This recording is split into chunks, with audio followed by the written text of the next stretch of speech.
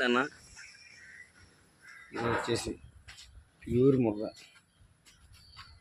ముర్రా జాతి ఏదన్నా పూటకి 8 లీటర్లన్నా రోజుకి 6 లీటర్ల పాలు గ్యారంటీ. నా ప్లేస్ వచ్చేసి కాకినాడ జిల్లా జగ్గంపేట మండలం కాట్రోలపల్లి గ్రామంలో